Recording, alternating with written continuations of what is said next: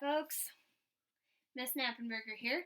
I'm making another mask tutorial because the one that I had made previously had student names in it, and I didn't want to post that for the wide internet to see. So here we are, making one without student names. I got this from another mask tutorial. You don't have to watch mine if you don't want to, but I don't know, maybe you missed my ugly mug. I don't know. What you're going to need is you're going to need a piece of fabric that's 12 inches by 18 inches. And I suggest that you iron it just a little bit so it's not too terribly wrinkly. Mine's a little wrinkly, but it's going to be okay. And then I am using ribbons because I don't have any elastic. You can use elastic, you can use hair ties, you can use ribbons, you can use yarn.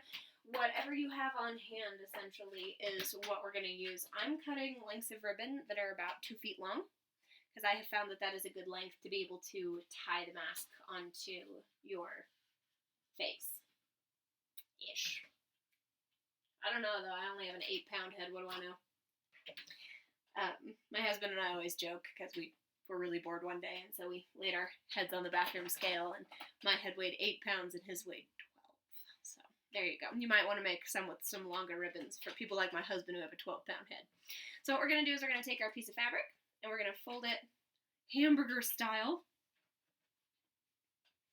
And then we are just going to sew along this outside edge so that it becomes one circular piece of fabric. So we're going to sew really quickly along this top edge.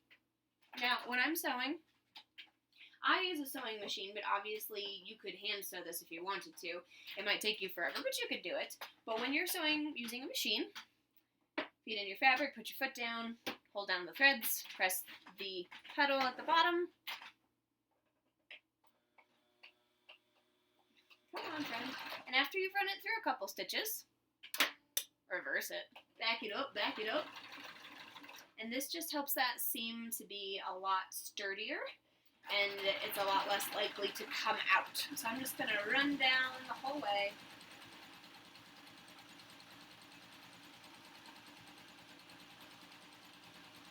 And then reverse it just a little bit on the end so that it's all steady and secure. Lift your needle up to its highest position so that you can lift your foot and pull it out.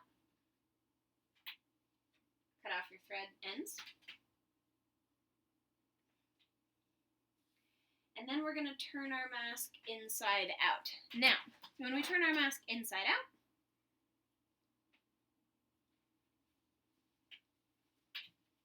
you'll notice that the brighter side of the fabric is on the outside. So make sure that the lighter side, I don't know if you can tell that this is the lighter side and then the brighter side. Make sure that you're sewing with those bright sides on the inside so that when you turn it out, bright sides on the outside.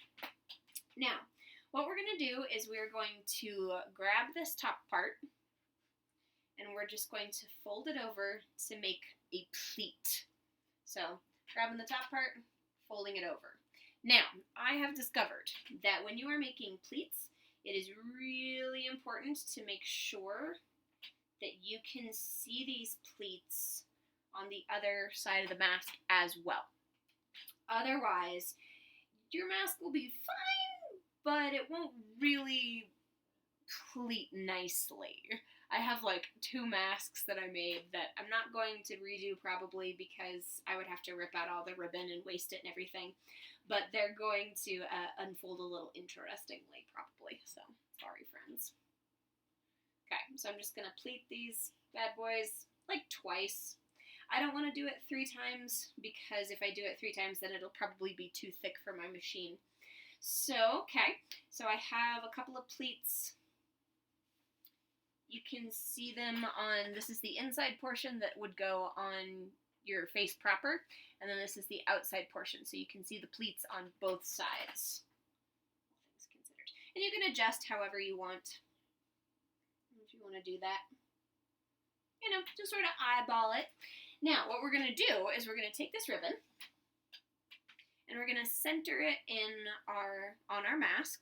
And how you want to do this is I would put my fingers down on the edges of the mask and then sort of lift them up to see if they are even.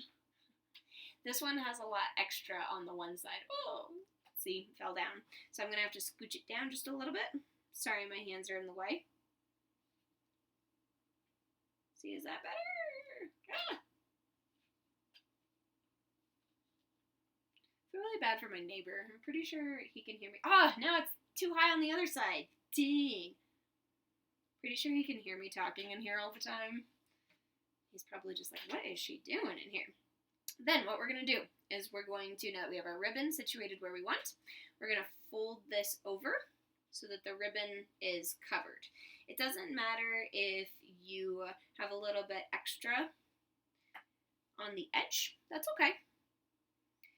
It's more important that the material is not too thick.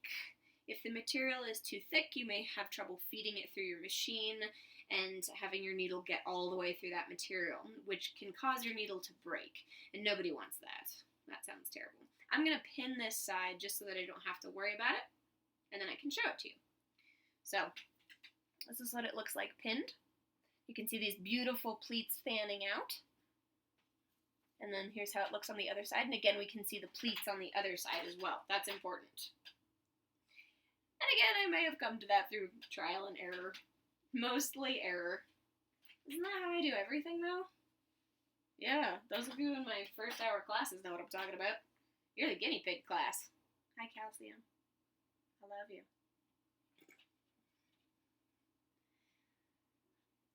Who is it? Calcium and Nickel? Sometimes. Okay, when I'm just seeing if the ends are even on the ribbon so that, again, it's easy to tie the two sides around the back of your head when you're actually wearing the mask. And then once I feel like I have it even, I'm going to fold it over. And again, I'm not worrying too much because I want it to be not too terribly thick. Because again, if it's too thick, then it'll be difficult to run through my machine. Okay, so now that I have that all folded over and ready to go, I'm going to go ahead and feed it through my machine. And I'm going to put the foot towards the outside edge of the ribbon, the side of the ribbon that's closer to the mask itself, just so that it feels a little sturdier inside the mask itself. Okay, so I'm in there. I'm gonna start it and then reverse it just a little bit, just so it's nice and sturdy, and then run all the way down. If it starts to get a little thick in the center, it happens to the best of us. Try pulling it very gently through and feeding it through a little bit more gently with your hands. I'm just about to the end, so I'm going to reverse it again and just sort of let it run out to the end. Go. Pulling it out. And there it is. A nice little seam on my mask. Okay, I'm not going to worry about anything else right now because this is just to show you, it's not to, make it all super pretty. And again, also, the point of this is not to be pretty and aesthetically pleasing. This is to help protect people from a rampaging virus. So if it doesn't look spectacular, I'm sure I don't care, and I'm sure they don't either. So start it. And reverse it. And bring it back forward. This side is a little harder because of the way my fabric is folded. So we'll just see how this goes. I have to feed it through nice and slow. There we go. Nice. And then reverse it.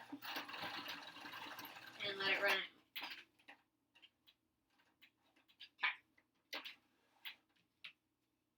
I have a friend who's making masks too, and they said, I have Black Panther fabric, is that okay? And, a really solid portion of me was like, heck yes. But the other portion of me was, hey man, whatever you've got. So here I've finished the other side, you can see. And so now I've got the pleats on both sides, and so I can essentially just fan these out, stick right around my face, and then I'll be able to tie the ribbon in the back. I do suggest, if you're using ribbon and then you're wearing one of these masks yourself, I suggest some bobby pins or something to keep it stuck into your head, because this ribbon is really silky. But like I said, you can use anything you want. You can use other fabric and make little strips out of it, whatever you want. But this has been a mask making tutorial from Miss Snap and Trim.